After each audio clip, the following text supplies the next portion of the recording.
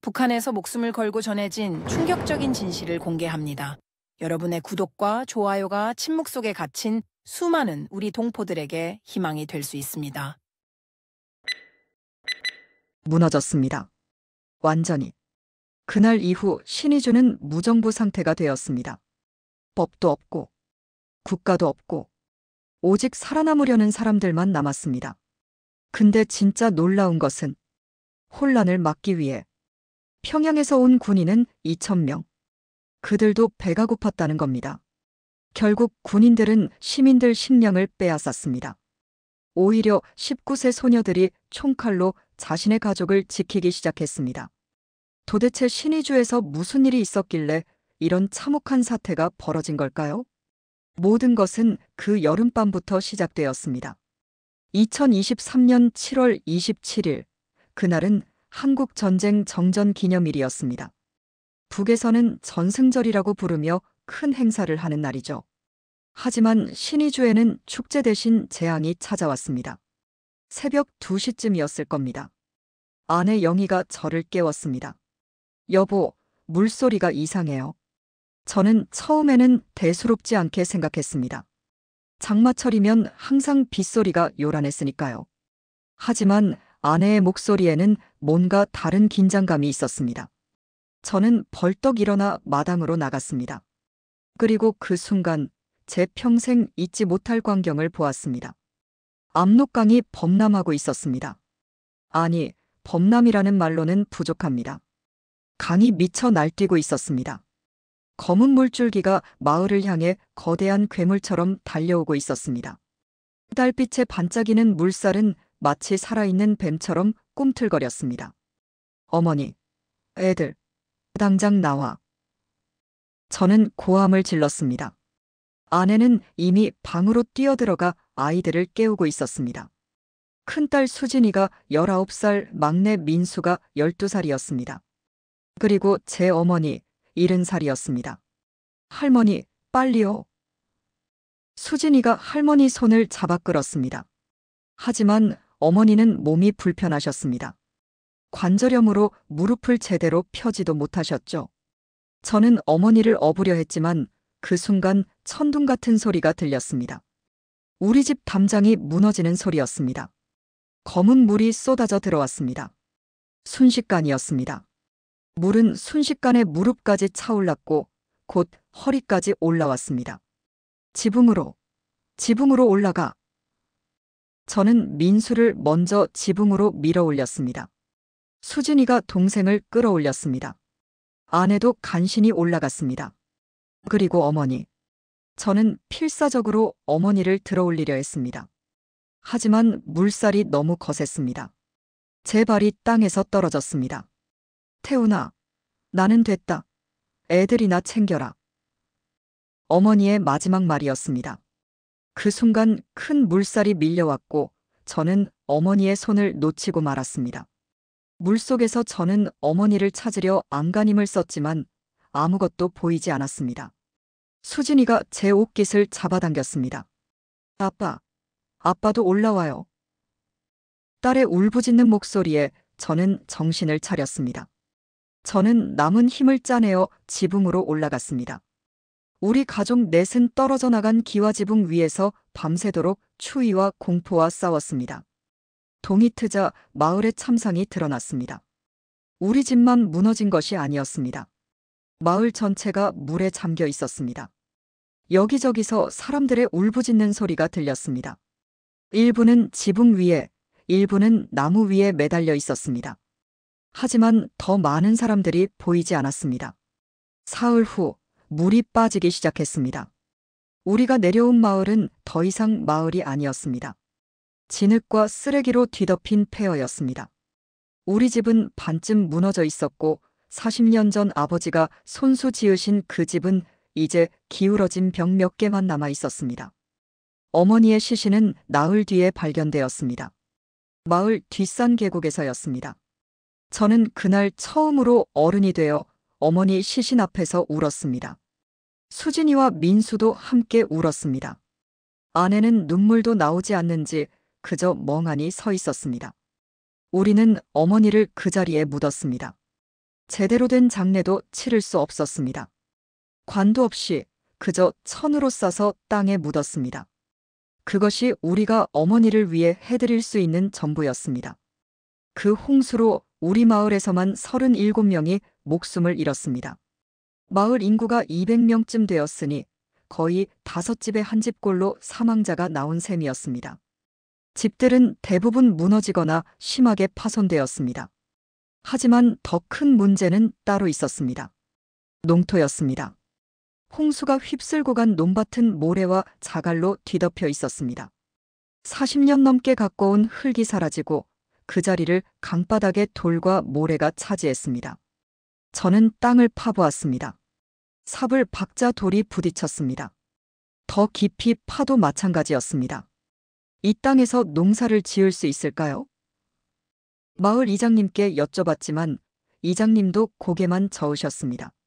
최소한 3년은 걸릴 거요. 돌과 자갈을 다 걷어내고 흙을 새로 날라다 깔아야 해. 하지만 그럴 여력이 우리한테 있어? 여력이 없었습니다. 당에서는 복구를 도와주겠다고 했지만 실제로 온 것은 아무것도 없었습니다. 우리는 스스로 무너진 집을 고치고 스스로 농토를 복구해야 했습니다. 하지만 어떡해요? 먹을 것도 없는데 말입니다. 그의 겨울은 지옥이었습니다. 우리는 반쯤 무너진 집에서 추위를 견뎌야 했습니다. 난방은 생각도 못했습니다. 석탄도 나무도 구할 수 없었습니다. 우리는 밤마다 네 식구가 한 이불을 덮고 서로의 체온으로 추위를 견뎠습니다. 식량도 바닥이 났습니다. 홍수 때 우리 집 창고도 떠내려갔습니다. 거기 있던 쌀과 옥수수가 모두 물에 쓸려갔습니다. 우리는 하루 2끼로 줄였고 나중에는 1끼로 줄였습니다. 그나마도 묽은 죽이었습니다. 민수가 자꾸만 배고프다고 울었습니다. 12살 사내 아이가 제일 먹성이 좋을 나이인데 저는 아들에게 제대로 밥 한 끼 먹여주지 못했습니다. 수진이는 동생 목까지 챙기려고 자기 밥을 덜어주곤 했습니다. 19살 처녀가 뼈만 앙상하게 남아갔습니다. 아빠, 저는 괜찮아요. 민수 먼저 먹여요. 딸의 그 말이 제 가슴을 찢었습니다. 가장으로서 가족을 지켜야 하는데 저는 아무것도 할 수 없었습니다. 그렇게 2023년 겨울이 지나갔습니다. 그리고 2024년 봄이 왔습니다. 우리는 마지막 희망을 걸고 농사 준비를 시작했습니다. 마을 사람들과 함께 돌과 자갈을 걷어냈습니다. 하루 10시간씩 일했습니다. 손에 굳은 살이 박이고 등이 굽어지는 것 같았습니다. 하지만 소용없었습니다. 흙이 너무 얕았습니다. 씨앗을 뿌려봤지만 제대로 자라지 않았습니다. 뿌리를 내릴 흙이 부족했던 것입니다. 우리가 40년 넘게 가꾼 땅은 이제 죽은 땅이 되어버렸습니다. 이젠 어떻게 해야 하죠? 아내가 물었습니다. 저는 대답할 수 없었습니다. 농사가 안 되면 우리는 굶어 죽을 수밖에 없었습니다. 북에서는 농민이 농사를 못 지으면 그냥 죽는 것입니다. 국가가 도와주지 않습니다. 오히려 농사를 못 지었다고 비난받습니다. 5월이 되자 사태는 더욱 악화되었습니다. 쌀값이 오르기 시작한 것입니다. 처음에는 1,000원 하던 쌀 1kg이 15,000원이 되었습니다. 그것도 구하기 어려웠습니다. 시장에 쌀이 없었습니다. 저는 그때 깨달았습니다. 우리 마을만 망한 것이 아니라는 것을. 신의주 전체가, 아니 평안북도 전체가 홍수로 농토를 잃었다는 것을. 그리고 그 의미가 무엇인지를. 그날 밤 저는 수진이가 무언가를 목격하는 것을 봤습니다. 딸은 창문 너머로 무언가를 보고 있었고 그 얼굴은 새하얗게 질려 있었습니다. 저는 물어보려 했지만 수진이는 고개를 저었습니다. 아빠, 아무것도 못 봤어요. 아무것도. 하지만 저는 알았습니다. 딸이 뭔가 끔찍한 것을 본 것을. 그리고 그것이 우리 가족의 운명을 바꿀 것이라는 것을. 하지만 그때는 몰랐습니다. 그것이 무엇인지, 그리고 우리가 곧 어떤 지옥을 겪게 될 것인지. 2024년 여름이 다가오고 있었습니다. 그리고 우리가 상상도 못했던 악몽이 시작되려 하고 있었습니다. 2024년 5월부터 신의주는 서서히 무너지기 시작했습니다. 아니, 정확히 말하면 우리는 그때 이미 무너져 있었지만 그것을 인정하고 싶지 않았던 것입니다. 사람들은 여전히 일상을 지키려 애썼습니다. 시장에 나가고 일을 하고 생활을 유지하려 했습니다. 하지만 모든 것이 조금씩 비틀어지고 있었습니다. 쌀값은 계속 올랐습니다. 5월에 15,000원이던 것이 6월에는 17,000원, 7월에는 2만 원이 되었습니다. 그리고 8월 25,000원까지 치솟았습니다. 3달 만에 가격이 5배가 뛴 것입니다. 하지만 더 큰 문제는 따로 있었습니다. 쌀이 아예 없다는 것이었습니다. 돈이 있어도 살 수가 없었습니다. 시장에 나가봐도 쌀을 파는 사람이 없었습니다. 가끔 누군가 쌀 몇 킬로그램을 내놓으면 사람들이 우르르 몰려들어 순식간에 팔려나갔습니다. 저는 매일 시장에 나갔습니다. 혹시 쌀을 구할 수 있을까 해서였습니다. 하지만 매번 빈손으로 돌아왔습니다. 대신 옥수수를 샀습니다. 옥수수라도 있으면 다행이었습니다. 나중에는 옥수수마저 귀해졌습니다. 아빠, 오늘은 뭐 사왔어요? 민수가 물었습니다. 저는 주머니에서 옥수수 2개를 꺼냈습니다. 그게 전부였습니다. 저는 아들의 실망한 표정을 차마 볼 수가 없었습니다. 6월 어느 날 아내가 시장에서 돌아왔는데 얼굴이 창백했습니다. 여보, 김씨네 막내가. 영희는 말을 잇지 못했습니다. 저는 알았습니다. 김씨네 막내 아들 8살 녀석이 굶어 죽었다는 것을. 우리 마을에서 처음 나온 아사자였습니다. 하지만 마지막은 아니었습니다. 7월이 되자 거의 매주 누군가 죽었다는 소식이 들렸습니다. 대부분 노인들이나 어린아이들이었습니다. 영양실조로 면역력이 떨어지면 작은 병도 치명적이 됩니다. 약도 없고 병원도 제 기능을 못했습니다. 의사들도 배가 고파서 일을 못했습니다. 저는 그때 결심했습니다. 우리 가족만큼은 지켜야겠다고. 어떤 수를 써서라도 식량을 구해야겠다고. 하지만 어떡해요? 농사는 망했고 돈은 바닥났고 시장에는 식량이 없었습니다. 그때 소문이 돌기 시작했습니다. 당간부들이 식량을 숨겨놓고 있다는 소문이었습니다. 홍수 때 배급받은 구호물자를 빼돌려서 자기들끼리 나눠 먹는다는 것이었습니다. 처음에는 믿지 않았습니다. 그럴 리가 없다고 생각했습니다. 하지만 8월 중순 제 생각이 틀렸다는 것을 알게 되었습니다. 그날 밤이었습니다. 저는 시장 근처를 지나다가 이상한 광경을 목격했습니다. 트럭 한 대가 골목에 멈춰 서 있었고 몇 명의 사람들이 무언가를 내리고 있었습니다. 쌀가만이었습니다. 저는 숨어서 지켜봤습니다. 그 사람들 중 한 명이 보였습니다. 우리 구역 당비서였습니다. 그는 쌀가마니를 집 안으로 옮기고 있었습니다. 1가마, 2가마, 3가마. 최소한 20가마는 되어 보였습니다. 저는 온몸에 전율이 일었습니다. 분노가 치밀어 올랐습니다.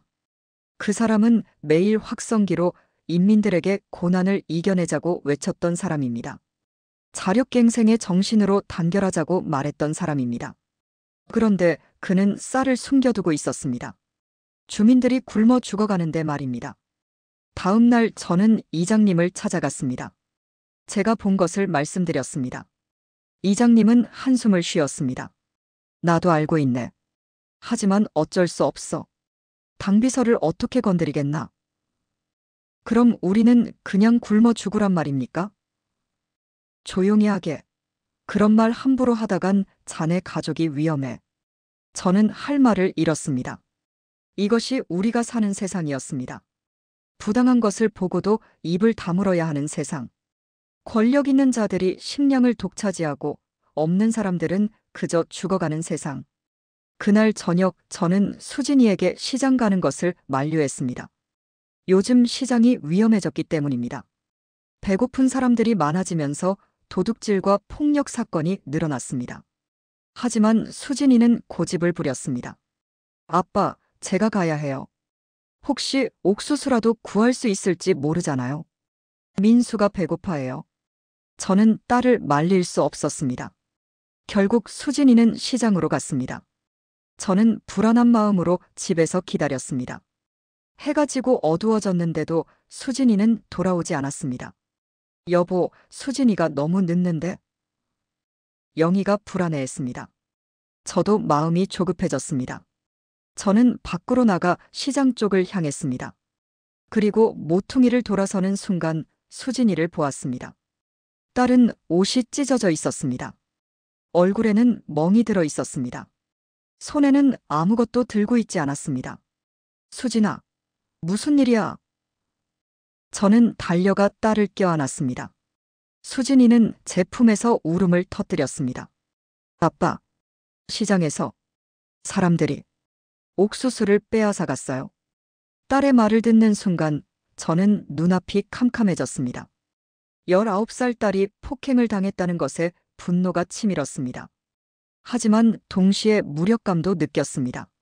저는 범인을 찾아가 따지려 했지만 누가 한 것인지도 몰랐습니다. 그리고 알아봤자 뭘 할 수 있겠습니까? 아빠, 저 시장에서 봤어요. 어떤 아주머니가 어린 남자아이를 길가에 버리고 가는 걸 봤어요. 아이는 울고 있었는데 아무도 거들떠보지 않았어요. 다들 자기 살기에 바빴어요. 수진이의 목소리는 떨리고 있었습니다. 저는 딸을 꼭 안아주었습니다. 그리고 그날 밤 저는 결심했습니다. 이곳에서는 더 이상 살 수 없다는 것을. 하지만 어디로 가야 할까요? 어떻게 가야 할까요? 9월이 되자 상황은 더욱 악화되었습니다. 보위부 사무실이 텅 비었습니다. 당 간부들이 하나둘 모습을 감추기 시작했습니다. 나중에 알고 보니 그들은 중국으로 도망갔습니다. 권력을 이용해 뇌물을 받아 모은 돈으로 브로커를 사서 국경을 넘은 것입니다. 법을 집행하던 사람들이 사라지자 질서가 무너졌습니다. 처음에는 작은 도둑질부터 시작되었습니다. 누군가의 집에서 식량이 도난당하는 일이 생겼습니다. 그 다음에는 약탈이 시작되었습니다. 9월 말 어느 밤 우리 마을에서 첫 약탈 사건이 발생했습니다. 박 씨네 집이었습니다. 박 씨는 중국과 밀무역을 하던 사람으로 비교적 여유가 있었습니다. 그날 밤 5명의 청년들이 박 씨네 집에 침입했습니다. 저는 그날 밤 비명소리를 들었습니다. 저는 밖으로 나가려 했지만 영희가 제 팔을 붙잡았습니다. 여보, 나가지 마요. 위험해요. 저는 망설였습니다. 하지만 영의 말이 맞았습니다. 제가 나간다고 해서 무엇을 할 수 있겠습니까? 저는 그저 창문 너머로 지켜볼 수밖에 없었습니다. 다음 날 아침 박 씨네 집은 난장판이 되어 있었습니다. 문짝은 부서져 있었고 안에 있던 물건들은 모두 사라져 있었습니다. 박 씨 부부는 맞아서 부상을 입었습니다. 하지만 아무도 도와주지 않았습니다. 보위부도 없고 경찰도 없었습니다. 그날 밤 제가 들었던 비명소리의 주인공은 바로 박 씨의 아내였습니다. 충격적이게도 그 약탈을 주도한 사람들 중에는 우리 마을 청년들도 있었습니다. 평소에 우리가 알고 지내던 사람들이었습니다. 저는 그때 깨달았습니다. 사람은 배가 고프면 악마가 될 수 있다는 것을, 도덕도 양심도 이웃에 대한 정도 모두 사라진다는 것을, 생존 본능 앞에서는 모든 것이 무너진다는 것을. 10월 초 더 충격적인 소식이 들렸습니다. 자강도에서 군부대 무기고가 털렸다는 것입니다. 배고픈 군인들이 무기를 빼돌려 암시장에 팔았다는 소문이었습니다. 소총, 권총, 심지어 수류탄까지 시장에 나돌기 시작했습니다. 이제 정말 끝이로구나. 이장님이 한숨을 쉬며 말했습니다. 저도 같은 생각이었습니다. 무기가 민간에 퍼지기 시작하면 걷잡을 수 없게 됩니다. 그리고 실제로 그렇게 되었습니다. 10월 중순 신의주에 무장 청년 집단이 나타났습니다. 그들은 자강도에서 넘어온 사람들이었습니다. 15명쯤 되었는데 모두 소총으로 무장하고 있었습니다. 그들은 마을을 돌아다니며 보호세를 요구했습니다. 한 집당 쌀 5kg씩 내시오. 그러면 우리가 이 마을을 지켜주겠소. 그들의 말은 협박이었습니다. 내지 않으면 어떻게 되는지는 말하지 않았지만 모두가 알고 있었습니다. 저는 집에 있던 마지막 쌀을 내놓았습니다. 그것은 우리 가족이 한 달을 버틸 양식이었습니다. 그날 밤 저는 가족들에게 말했습니다. 이제 우리도 다른 방법을 찾아야 해. 무슨 방법이요, 여보? 영희가 물었습니다. 저는 대답하지 못했습니다. 사실 저도 몰랐습니다. 하지만 한 가지는 확실했습니다. 이대로 가다가는 우리 가족이 굶어 죽거나 아니면 약탈당해 죽을 것이라는 것을. 그날 밤 늦게 수진이가 조용히 제게 다가왔습니다. 아빠, 저 오늘 뭔가를 봤어요. 무엇을? 여자들끼리 모여서 무언가를 계획하고 있었어요. 저도 끼고 싶어요. 저는 딸의 눈을 보았습니다. 그 눈에는 두려움도 있었지만 동시에 결연함도 있었습니다. 19살 소녀가 아니라 가족을 지키려는 전사의 눈빛이었습니다. 하지만 저는 그때 몰랐습니다. 수진이가 말한 그 모임이 무엇인지, 그리고 우리 딸이 곧 칼을 들게 될 것이라는 것을, 그리고 신의주가 곧 지옥으로 변할 것이라는 것을. 11월이 다가오고 있었습니다. 그리고 우리가 상상도 못했던 폭풍이 몰려오고 있었습니다. 2024년 11월, 신의주는 더 이상 국가가 통제하는 도시가 아니었습니다. 겉으로는 여전히 조선민주주의인민공화국의 영토였지만 실제로는 무법천지였습니다. 거리에는 굶주린 사람들이 넘쳐났고 밤마다 비명소리가 들렸습니다. 11월 초, 우리 마을에도 변화가 찾아왔습니다. 이웃 마을에서 넘어온 무장 집단이 더 늘어났습니다. 이제 30명이 넘었습니다. 그들은 더 이상 보호세만 요구하지 않았습니다. 직접 집을 뒤지고 식량을 찾아냈습니다. 저항하는 사람은 폭행당했습니다. 저는 집 안 깊숙한 곳에 남은 옥수수 몇 킬로그램을 숨겨두었습니다. 마루 밑에 구멍을 파서 묻어놨습니다. 그것이 우리 가족의 마지막 식량이었습니다. 만약 그것마저 빼앗기면 정말 굶어 죽을 수밖에 없었습니다. 어느 날 밤 저는 수진이가 몰래 집을 나가는 것을 보았습니다. 딸은 검은 옷을 입고 있었고 허리춤에는 뭔가를 차고 있었습니다. 저는 따라갔습니다. 수진이는 마을 뒤편 빈집으로 갔습니다. 그곳에는 이미 16명의 여자들이 모여 있었습니다. 저는 담 너머로 몰래 지켜봤습니다. 그 여자들은 모두 15살에서 25살 사이로 보였습니다. 그들은 손에 칼과 몽둥이를 들고 있었습니다. 그중 한 명이 말했습니다. 남자들은 우리를 지켜주지 못해요. 우리가 우리를 지켜야 해요. 그 말에 다른 여자들이 고개를 끄덕였습니다. 그리고 수진이도 그 중에 있었습니다. 제 딸이 칼을 손에 쥐고 있는 모습을 보는 순간 제 가슴이 찢어지는 것 같았습니다. 저는 그날 밤 수진이가 돌아올 때까지 기다렸다가 딸을 불렀습니다. 수진아, 내가 오늘 어디 갔는지 아빠는 알고 있다. 수진이는 놀란 표정을 지었습니다. 하지만 곧 고개를 들고 제 눈을 똑바로 바라봤습니다. 아빠, 저도 우리 가족을 지킬 수 있어요. 여자라고 약한 게 아니에요. 하지만 수진아, 그건 너무 위험해. 아빠는 어머니가 돌아가신 후로 계속 괴로워하잖아요. 어머니를 지키지 못했다고. 저는 그러고 싶지 않아요. 저는 동생을, 엄마를, 아빠를 지키고 싶어요. 딸의 말에 저는 할 말을 잃었습니다. 수진이는 더 이상 제가 보호해야 할 어린 소녀가 아니었습니다. 스스로를 지킬 줄 아는, 아니, 가족을 지키려는 전사가 되어 있었습니다. 알았다. 하지만 조심해야 한다. 절대 무리하지 마라. 저는 결국 딸을 막을 수 없었습니다. 아니, 막아서는 안 된다는 것을 알았습니다.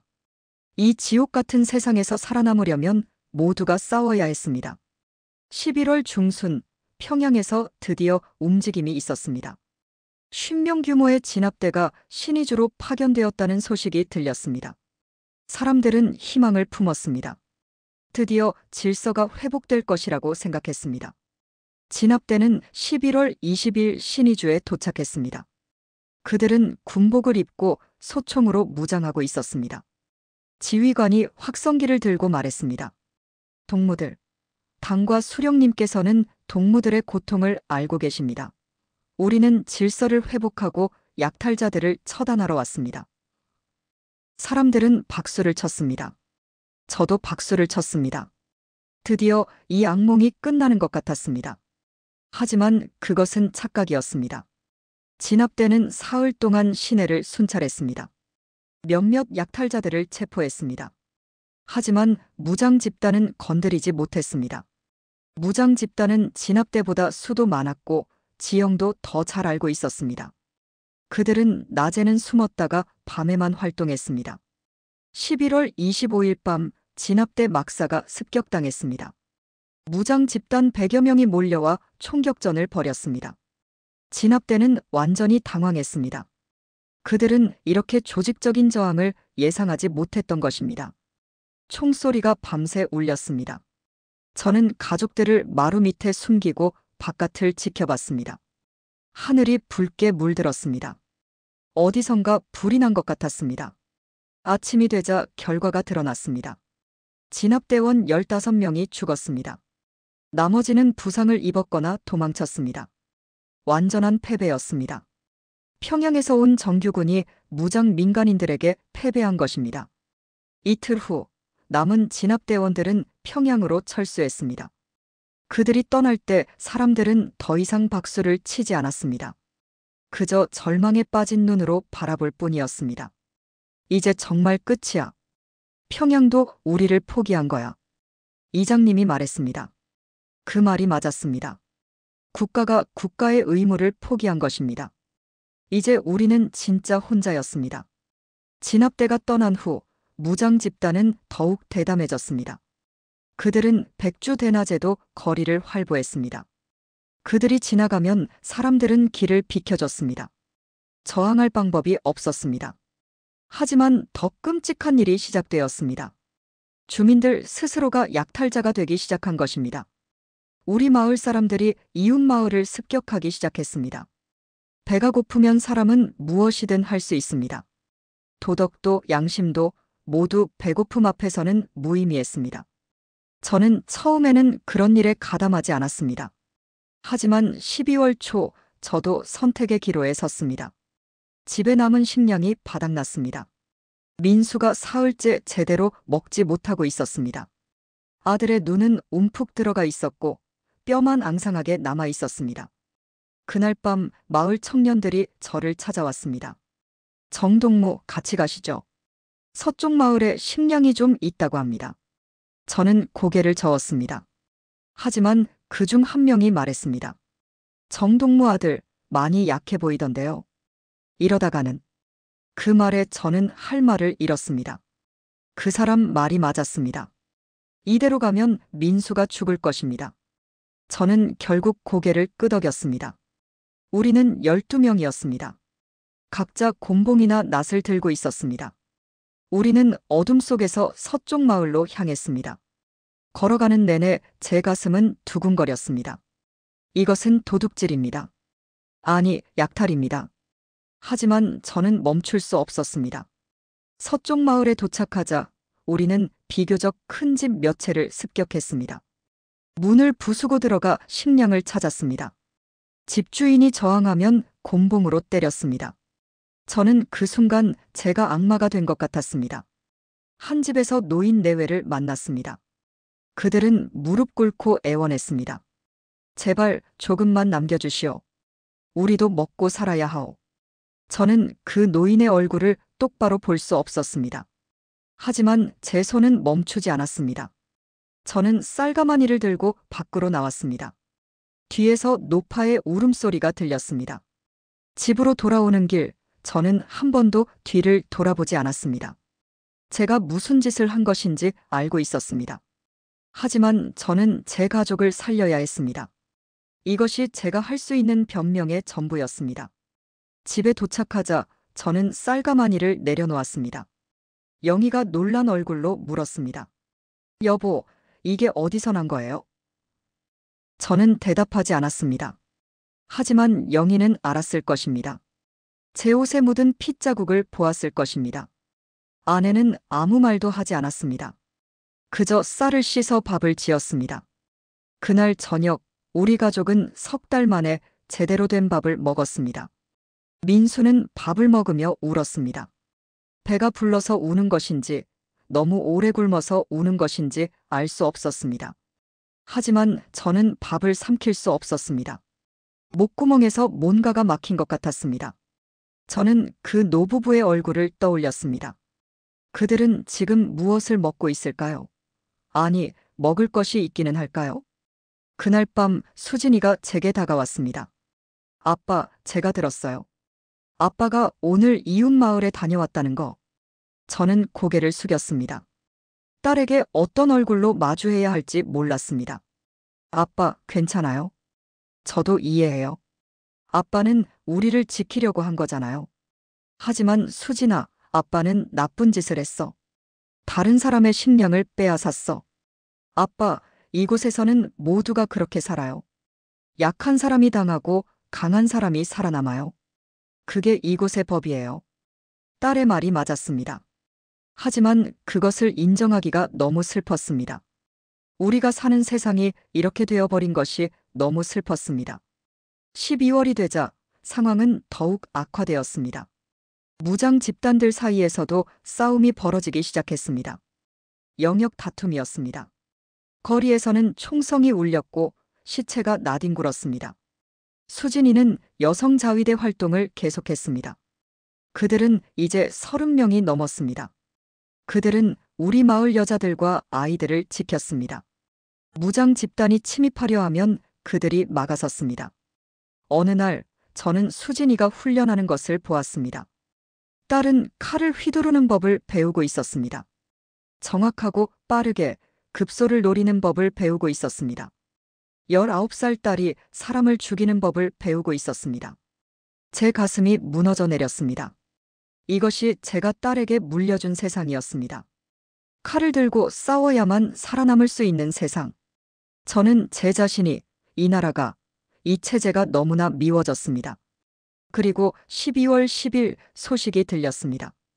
평양에서 대규모 진압군을 보낸다는 것입니다.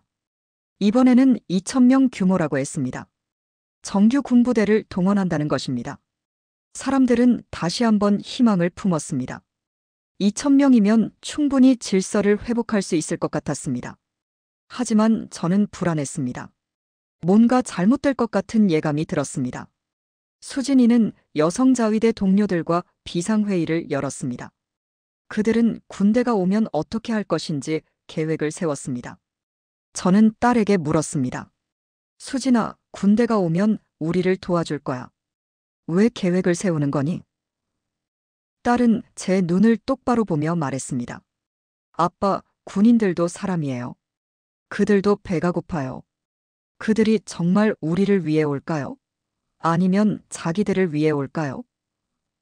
저는 할 말을 잃었습니다. 딸의 말이 맞을지도 모른다는 생각이 들었습니다. 그리고 5일 후 그것이 사실이라는 것을 알게 되었습니다. 12월 15일 신의주의 밤은 피로 물들었습니다. 12월 15일 오후 2시 2,000명의 군인들이 신의주에 입성했습니다.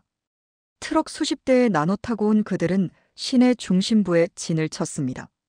사람들은 거리로 나와 그들을 지켜봤습니다. 누군가는 희망을 품었고 누군가는 두려워했습니다. 저는 멀리서 그들을 지켜봤습니다. 군인들은 젊었습니다. 20 안팎으로 보였습니다. 그들도 우리처럼 마른 얼굴이었습니다. 군복은 헐렁했고 얼굴에는 생기가 없었습니다. 저 사람들도 배가 고파 보이는데 옆에 있던 이장님이 중얼거렸습니다. 저도 같은 생각이었습니다. 저 군인들은 우리를 구하러 온 것이 아니라 그들 자신도 살기 위해 온 것 같았습니다. 지휘관이 확성기를 들고 연설을 시작했습니다. 당과 수령의 은덕, 혁명적 국민 일치, 반동 세력 척결 등등. 우리가 지겹도록 들어온 말들이었습니다. 하지만 아무도 귀 기울이지 않았습니다. 군인들은 시내 곳곳에 검문소를 설치했습니다. 통행을 제한하고 식량을 수색한다고 했습니다. 약탈한 식량을 회수하여 공정하게 재분배하겠다는 것이었습니다. 하지만 첫날부터 문제가 터졌습니다. 저녁 식사 시간에 군인들에게 배급할 식량이 부족하다는 것입니다. 평양에서 보낸 군량미가 애초에 충분하지 않았던 것입니다. 2,000명이 한 달을 먹을 양식을 보냈어야 하는데 고작 열흘치밖에 안 되었습니다. 그날 밤 저는 이상한 광경을 목격했습니다. 군인 몇 명이 민가에 들어가는 것을 봤습니다. 그들은 소총을 들고 있었습니다. 얼마 후 그들이 나왔을 때 손에는 식량 자루를 들고 있었습니다. 저것들이 우리를 지키러 왔다고. 누군가가 분노에 찬 목소리로 말했습니다. 사람들의 얼굴에 분노가 번졌습니다. 우리는 군인들이 질서를 회복해 주길 기대했습니다.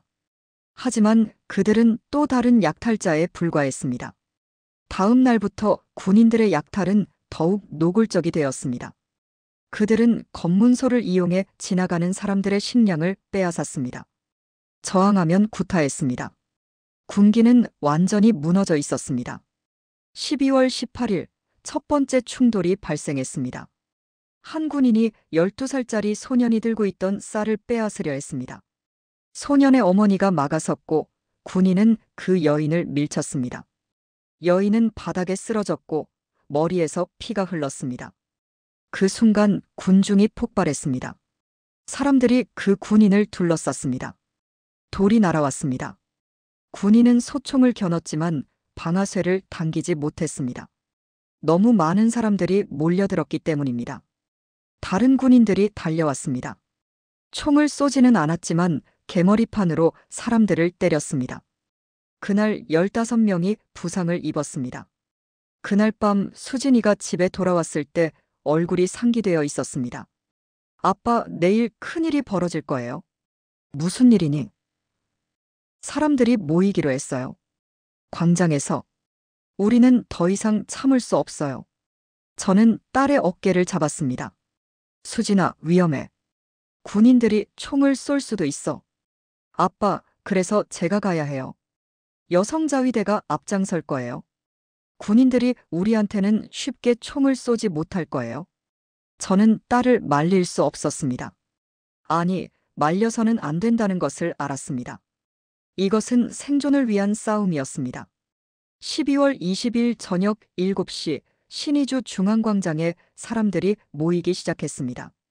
처음에는 100명 정도였습니다. 하지만 곧 300명, 500명으로 늘어났습니다. 그리고 어두워질 무렵에는 1000명이 넘게 모였습니다. 저도 그곳에 있었습니다. 민수를 집에 두고 영희와 함께 광장에 나갔습니다. 수진이는 여성자위대 동료들과 함께 있었습니다. 32명의 젊은 여성들이 칼과 몽둥이를 들고 앞줄에 서 있었습니다. 군인들도 모여들었습니다. 400명쯤 되어 보였습니다. 그들은 총을 들고 광장을 포위했습니다. 지휘관이 확성기로 외쳤습니다. 당장 해산하시오. 불법 집회는 허용되지 않습니다. 해산하지 않으면 발포할 것입니다. 하지만 아무도 움직이지 않았습니다. 오히려 더 많은 사람들이 모여들었습니다. 광장은 사람들로 가득 찼습니다. 그때 한 노인이 앞으로 나섰습니다.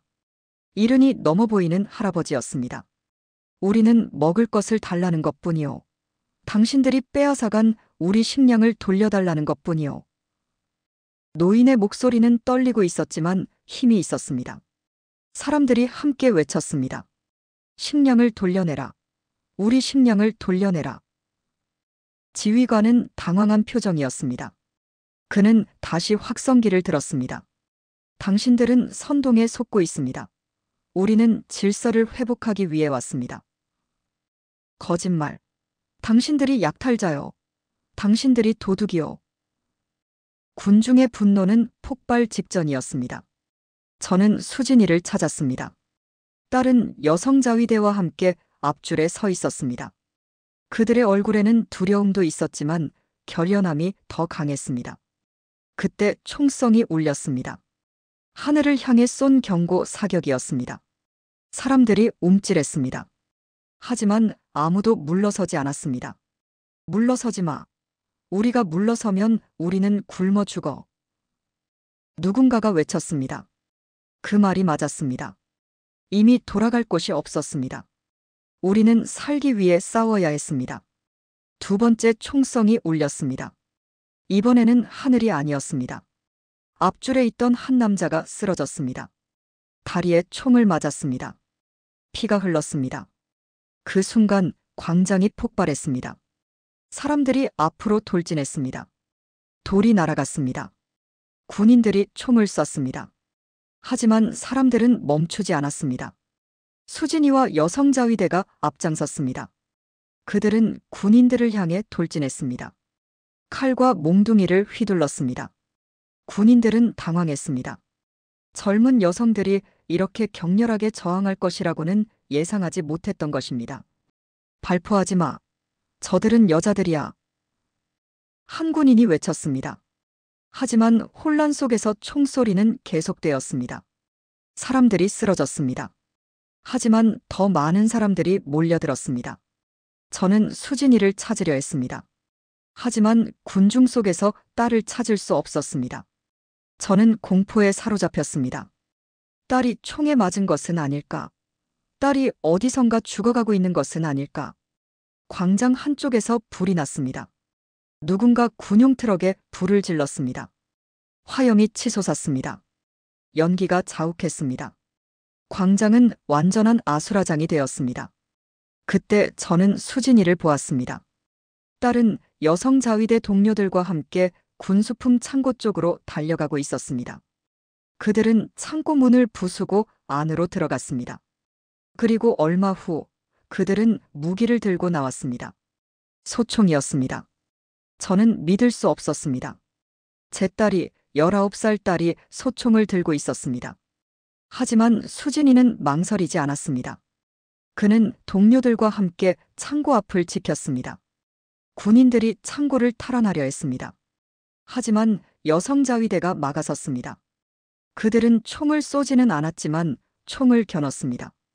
그 모습에 군인들은 멈췄습니다. 그때 한 군인이 총을 내렸습니다. 그는 고함을 쳤습니다. 우리도 배고픕니다. 우리 가족도 저기 있습니다. 우리는 왜 여기 있어야 합니까?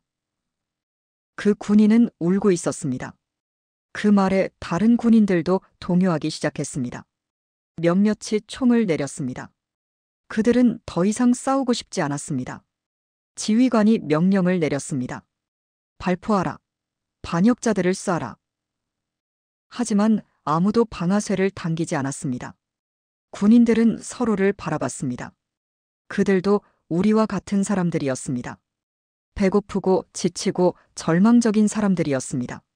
1명, 2명, 군인들이 총을 버리기 시작했습니다. 그들은 군복을 벗어던지고 군중 속으로 사라졌습니다. 곧 수백 명이 그렇게 했습니다. 지휘부는 패닉에 빠졌습니다. 그들은 남은 병력을 수습하려 했지만 이미 통제 불능이었습니다. 2,000명 중 800명이 이탈했습니다. 400명이 부상을 입었습니다. 나머지는 완전히 사기가 꺾여 있었습니다. 자정이 되자 군 지휘부는 결정을 내렸습니다. 철수하기로 한 것입니다. 그들은 부상자들을 트럭에 싣고 신의주를 떠났습니다. 완전한 패배였습니다. 새벽이 밝았을 때 광장에는 시체들이 널려 있었습니다. 37명이 죽었습니다. 그중 23이 주민이었고 14이 군인이었습니다. 100명이 넘는 사람들이 부상을 입었습니다. 저는 수진이를 찾았습니다. 딸은 창고 앞에 앉아 있었습니다. 소총은 바닥에 내려놓여 있었습니다. 수진이는 울고 있었습니다. 아빠, 제가 무슨 짓을 한 거예요? 저는 딸을 껴안았습니다. 저도 울었습니다. 우리는 한참을 그렇게 울었습니다. 하지만 울 시간은 길지 않았습니다. 신의주는 이제 완전한 무정부 상태가 되었습니다. 군대도 없고 당도 없고 법도 없었습니다. 오직 힘만이 지배하는 세상이 되었습니다. 그리고 우리는 그 세상에서 살아남아야 했습니다. 12월 21일 군대가 철수한 다음 날 아침 신의주는 세 개로 나뉘기 시작했습니다. 보이지 않는 경계선이 도시를 가로질렀습니다. 그 경계선은 총으로, 칼로, 그리고 사람들의 공포로 그어졌습니다. 첫 번째 구역은 서쪽이었습니다. 그곳은 무장 집단들이 장악했습니다. 자강도에서 넘어온 집단, 신의주 토박이 집단, 탈영군인들로 구성된 집단, 이렇게 세 개의 큰 무리가 서로 영역을 나눴습니다. 그들은 그 구역에 사는 주민들에게 보호세를 걷었습니다. 거부하면 폭력이 뒤따랐습니다. 두 번째 구역은 동쪽이었습니다. 그곳은 완전한 무법천지였습니다. 아무런 조직도 규칙도 없었습니다. 강한 자가 약한 자를 짓밟았습니다. 밤마다 비명소리가 들렸고 아침이면 시체가 발견되었습니다. 사람들은 그곳을 지옥이라고 불렀습니다. 세 번째 구역은 중앙이었습니다. 우리가 사는 곳이었습니다. 그곳은 주민들이 스스로 지키기로 결정한 곳이었습니다. 폭동 다음 날 광장에 다시 사람들이 모였습니다. 이번에는 싸우기 위해서가 아니라 살아남는 방법을 의논하기 위해서였습니다. 우리가 우리를 지켜야 합니다. 수진이가 앞으로 나서서 말했습니다. 제 딸은 더 이상 수줍은 소녀가 아니었습니다. 100여 명의 사람들 앞에서 떨림없이 말하는 청년 지도자였습니다. 우리는 규칙을 만들어야 합니다.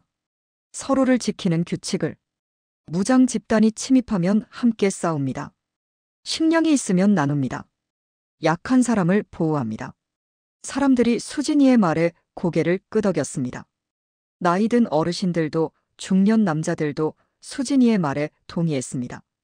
저는 그 광경을 보며 가슴이 뭉클했습니다.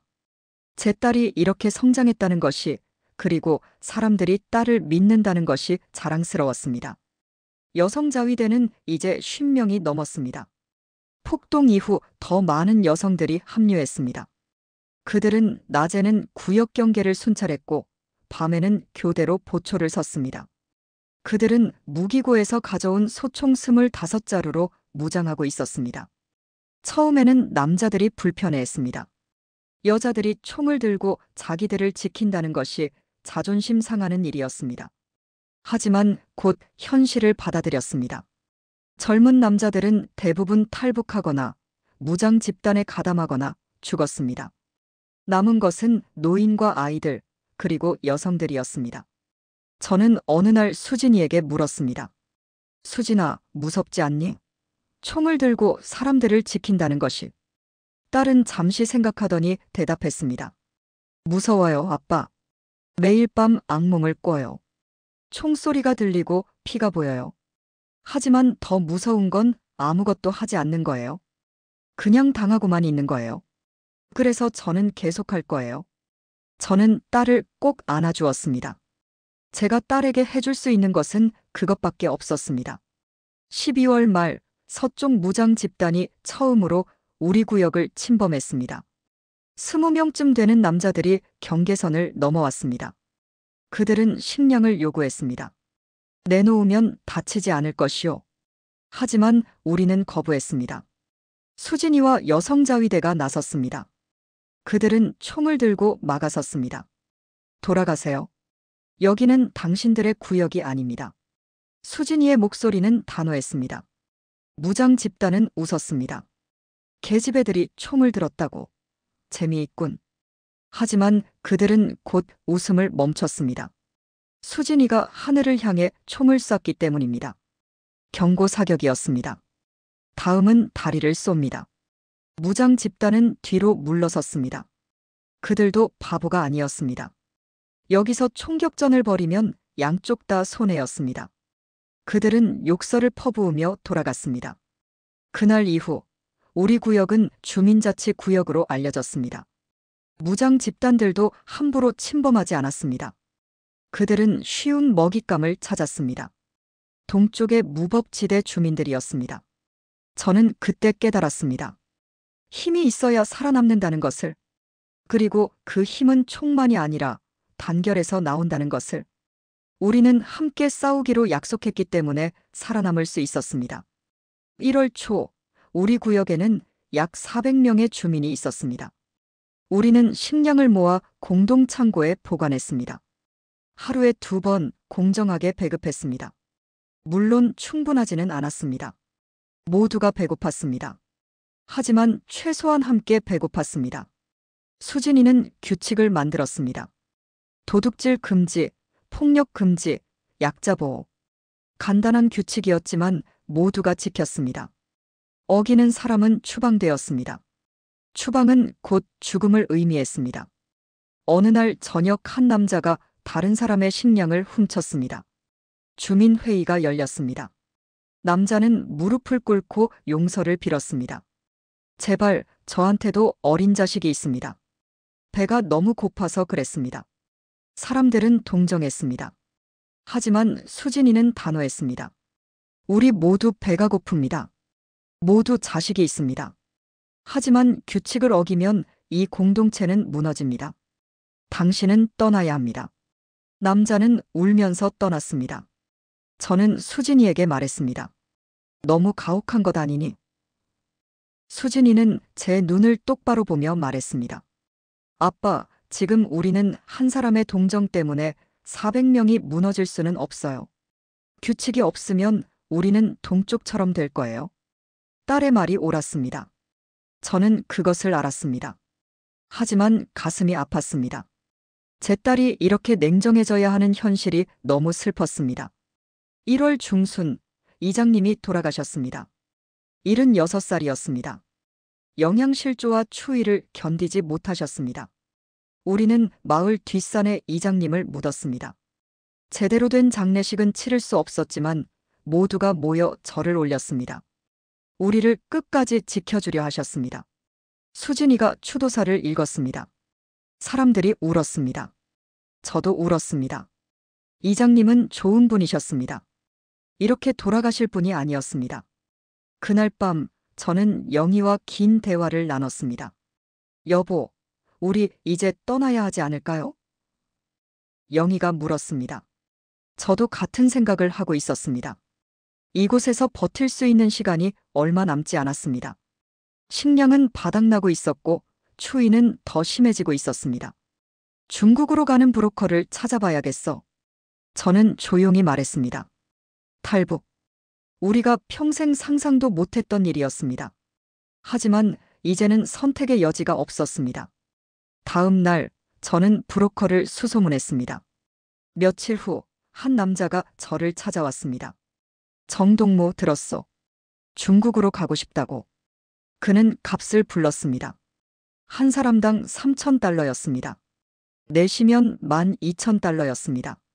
저는 그런 돈이 없었습니다. 제 평생 모은 돈을 다 합쳐도 1,000달러가 안 되었습니다. 일단 중국에 가서 일하면서 갚으시오. 친척이나 아는 사람이 있으면 더 좋고. 브로커는 그렇게 말했습니다. 저는 고민했습니다. 이것은 빚을 지는 것이었습니다. 평생 갚아야 할지도 모를 빚이었습니다. 하지만 다른 선택이 있었습니까? 저는 수진이에게 말했습니다. 딸은 한참 동안 말이 없었습니다. 아빠, 저는 어떻게 해요? 저는 여기 사람들을 버릴 수 없어요. 수진아, 너도 살아야 한다. 내 인생이 있어. 하지만 아빠, 제가 떠나면 누가 이 사람들을 지켜요? 여성자위대는 어떻게 해요? 저는 딸의 손을 잡았습니다. 수진아, 아빠가 너한테 미안하다. 내가 이런 짐을 지게 만들어서. 하지만 너는 아직 19이야. 내 인생은 이제 시작이야. 여기서 죽을 수는 없어. 수진이는 울었습니다. 저도 울었습니다. 우리는 한참을 그렇게 울었습니다. 사흘 후 주민회의가 열렸습니다. 수진이가 앞으로 나섰습니다. 저희 가족이 이곳을 떠나기로 했습니다. 사람들이 술렁였습니다. 누군가가 물었습니다. 그럼 우리는 어떻게 합니까? 누가 우리를 지킵니까? 수진이는 여성자위대 동료들을 가리켰습니다. 이분들이 계십니다. 제가 없어도 여러분은 충분히 강합니다. 저는 그것을 믿습니다. 사람들은 슬퍼했습니다. 하지만 이해했습니다. 모두가 살고 싶어 했습니다. 수진이가 떠나는 것도 그 이유였습니다. 1월 20일, 우리는 마지막 밤을 우리 집에서 보냈습니다. 40년 넘게 살았던 집이었습니다. 아버지가 지으시고 제가 가족을 키운 집이었습니다. 이제 이 집을 떠나야 했습니다. 수진이는 밤새 편지를 썼습니다. 여성자위대 동료들에게, 그리고 이 구역 사람들에게. 딸은 울면서 썼습니다. 저는 딸의 어깨를 안아주었습니다. 딸아, 내가 이렇게 강한 줄 몰랐다. 제가 말했습니다. 아빠가 가르쳐 주셨잖아요. 가족을 지키는 법을, 사람을 사랑하는 법을. 수진이가 대답했습니다. 저는 가슴이 벅차올랐습니다. 제 딸이 자랑스러웠습니다. 다음 날 새벽 우리는 집을 나섰습니다. 몇몇 사람들이 배웅을 나왔습니다. 그들은 울었습니다. 우리도 울었습니다. 살아서 꼭 만나요. 수진이가 동료들에게 말했습니다. 그들은 포옹했습니다. 여성 자위대 대원들은 모두 울고 있었습니다. 우리는 뒤돌아보지 않고 걸었습니다. 뒤돌아보면 발걸음을 떼지 못할 것 같았기 때문입니다. 신의주를, 우리가 평생 살았던 곳을 우리는 그렇게 떠났습니다. 압록강은 얼어 있었습니다. 1월의 추위는 강물조차 얼려버렸습니다. 우리는 브로커를 따라 강변으로 향했습니다. 밤 11시였습니다. 달은 없었고 어둠만이 우리를 감쌌습니다. 조용히 따라오시오. 소리내면 안 됩니다. 브로커가 속삭였습니다. 우리는 고개를 끄덕였습니다. 민수는 제 등에 엎여 있었습니다. 12살 아들은 너무 마르고 약해서 제대로 걸을 수도 없었습니다. 강변에는 5가족이 더 있었습니다. 모두 20명쯤 되었습니다. 어른, 아이, 노인. 모두가 같은 이유로 이곳에 있었습니다. 살기 위해서였습니다. 자, 이제 건너갑니다. 천천히, 조용히. 브로커가 앞장섰습니다. 우리는 얼어붙은 강 위를 걷기 시작했습니다. 얼음은 두꺼웠지만 가끔 삐걱거리는 소리가 났습니다. 그 소리가 날 때마다 심장이 멈추는 것 같았습니다. 중간쯤 왔을 때였습니다. 불빛이 보였습니다. 북한 쪽에서 순찰대가 오고 있었습니다. 엎드려. 브로커가 명령했습니다. 우리는 얼음 위에 엎드렸습니다. 차가운 얼음이 온몸을 얼렸습니다. 민수가 신음소리를 냈습니다. 저는 아들의 입을 막았습니다. 순찰대는 천천히 다가왔습니다. 그들의 손전등 빛이 강을 훑었습니다. 저는 숨을 참았습니다. 들키면 끝이었습니다. 총살이거나 정치범 수용소였습니다. 영희가 제 손을 꼭 잡았습니다. 수진이는 눈을 감고 있었습니다. 우리는 그렇게 10분을 기다렸습니다. 그것은 평생에서 가장 긴 10분이었습니다. 드디어 순찰대가 지나갔습니다. 우리는 다시 일어나 걷기 시작했습니다. 더 빨리, 더 조용히. 중국 땅에 발을 디뎠을 때 저는 무릎이 꺾였습니다. 저는 그대로 땅에 주저앉았습니다. 울음이 터져 나왔습니다. 우리가 해냈습니다. 우리가 살아남았습니다. 영희도 수진이도 민수도 울었습니다. 우리는 중국 땅에서 한참을 울었습니다. 기쁨의 눈물이었지만 동시에 슬픔의 눈물이었습니다. 우리가 떠나온 사람들, 남겨진 사람들을 생각하며 우리는 울었습니다. 브로커는 우리를 어느 집으로 데려갔습니다. 조선족이 사는 집이었습니다. 그곳에서 우리는 이틀을 쉬었습니다. 제대로 된 밥을 먹었습니다. 따뜻한 방에서 잠을 잤습니다. 그것만으로도 천국 같았습니다. 하지만 오래 머물 수는 없었습니다. 중국 공안에게 잡히면 북한으로 강제 송환됩니다. 우리는 계속 움직여야 했습니다. 그 후 석 달간 우리는 도망자로 살았습니다. 중국 남쪽으로 또 남쪽으로 화물차에 숨어 이동했습니다. 낮에는 숨고 밤에만 움직였습니다. 한국 대사관을 찾아가려 했지만 너무 위험했습니다. 중국 공안이 감시하고 있었습니다. 결국 우리는 라오스로 가기로 했습니다. 다른 탈북자들과 함께 버스를 타고 국경을 넘었습니다. 그리고 라오스에서 태국으로, 태국에서 한국 대사관을 찾았습니다. 대한민국 국민이 되고 싶습니다. 저는 대사관 직원에게 말했습니다. 그 말을 하는 순간 눈물이 났습니다. 우리가 드디어 자유를 찾았다는 것을 실감했습니다. 석 달 후 우리는 인천공항에 도착했습니다. 2024년 8월 15일 광복절이었습니다. 비행기에서 내릴 때 저는 땅에 입을 맞췄습니다. 이곳이 우리의 새로운 고향이었습니다. 하나원에서 석 달간 교육을 받았습니다. 한국 사회에 적응하는 방법을 배웠습니다. 처음에는 모든 것이 낯설었습니다. 자유가 너무 많았습니다. 선택이 너무 많았습니다. 때로는 그것이 부담스럽기까지 했습니다. 하지만 우리는 적응했습니다. 저는 건설 현장에서 일을 시작했습니다. 힘들었지만 정당한 대가를 받았습니다. 착취당하지 않았습니다. 그것만으로도 감사했습니다. 영희는 식당에서 일했습니다. 민수는 학교에 다니기 시작했습니다. 처음에는 남한 아이들과 어울리지 못했습니다. 말투가 다르고 문화가 달랐습니다. 하지만 점차 친구들이 생겼습니다. 수진이는 대학에 진학했습니다. 사회복지학을 전공했습니다. 그리고 북한 인권단체에서 활동하기 시작했습니다. 딸은 자신의 경험을 증언했습니다. 저는 19살에 칼을 들어야 했습니다. 총을 들어야 했습니다. 그것은 제 선택이 아니었습니다. 살기 위해 어쩔 수 없었습니다. 북한에는 아직도 그런 사람들이 많습니다. 수진이의 증언은 많은 사람들에게 감동을 주었습니다. 딸은 곧 유명한 인권운동가가 되었습니다. 저는 딸이 자랑스러웠습니다. 한국에 온 지 1년이 지났을 때 저는 다른 탈북자를 만났습니다. 그는 석 달 전에 왔다고 했습니다. 신의주 출신이라고 했습니다. 신의주가 지금 어떻습니까? 저는 떨리는 목소리로 물었습니다. 아, 거기 아직도 자치구역이 있더군요. 주민들이 스스로 지키고 있어요. 여자들이 총을 들고 지킨다던데요. 제 가슴이 뛰었습니다. 자치구역이 아직 있다는 것입니다. 사람들이 살아있다는 것입니다. 여자들 중에 19살쯤 되는 수진이라는 애는 어떻게 됐는지 아십니까? 아, 수진이요? 그 애 떠났다고 들었어요. 가족이랑 같이. 하지만 그 애가 만든 규칙은 아직도 지켜지고 있대요.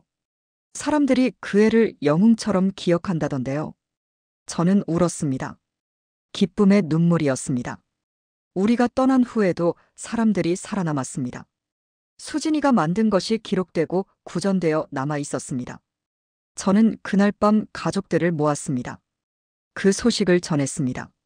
수진이도 울었습니다. 우리는 한참을 울었습니다. 아빠, 저 계속 미안했어요. 그 사람들을 두고 온 게. 수진아, 내 잘못이 아니야. 너는 할 수 있는 모든 것을 했어. 그리고 내가 만든 것은 아직도 남아있어. 저는 딸을 안아주었습니다. 지금 저는 여러분께 이 이야기를 하고 있습니다. 제가 겪은 일을, 제 가족이 겪은 일을, 그리고 신의주 사람들이 겪은 일을 말씀드리고 있습니다. 여러분, 북한은 이미 무너지고 있습니다. 국가는 인민을 보호하지 못합니다. 오히려 착취하고 억압합니다. 하지만 그 속에서도 사람들은 살아남습니다. 서로를 지키며 희망을 잃지 않습니다. 수진이는 지금도 활동하고 있습니다. 북한 인권을 위해, 탈북민을 위해. 딸은 말합니다. 19살 소녀가 칼을 들 수밖에 없었던 나라. 군인 2,000명이 굶주린 주민들에게 패배한 나라. 그 나라가 바로 북한입니다. 하지만 그 속에서도 사람들은 인간다움을 잃지 않았습니다. 저는 지금 자유대한민국에 살고 있습니다. 매일 세 끼를 먹습니다. 따뜻한 집에서 삽니다. 무엇보다 두려움 없이 삽니다. 이것이 얼마나 소중한 것인지 북한을 겪어본 사람만이 압니다. 여러분, 자유를 당연하게 여기지 마십시오. 평화를 가볍게 여기지 마십시오. 대한민국이 얼마나 소중한 나라인지 기억하십시오. 그리고 북한에 아직 남아있는 사람들을 잊지 마십시오. 그들도 우리와 같은 사람입니다. 그들도 자유를 꿈꿉니다. 그들도 희망을 품습니다. 언젠가 신의주에 다시 갈 수 있을까요? 자치 구역 사람들을 다시 만날 수 있을까요? 저는 그날을 기다립니다. 그리고 그날이 오기 전까지 저는 이 이야기를 계속 전할 것입니다. 우리가 겪은 것을, 우리가 본 것을, 그리고 우리가 희망하는 것을. 국가는 무너져도 사람의 정신은 무너지지 않습니다. 그것이 제가 배운 가장 큰 교훈입니다. 그리고 그것이 제가 여러분께 전하고 싶은 메시지입니다. 감사합니다. 제 이야기를 들어주셔서 감사합니다. 끝까지 들어주신 따뜻한 마음을 가진 여러분이야말로 진정한 애국자입니다. 이 이야기가 더 많은 사람들에게 전해질 수 있도록 구독으로 동참해주세요. 우리가 반드시 알아야 할 이야기들을 또 소개하겠습니다.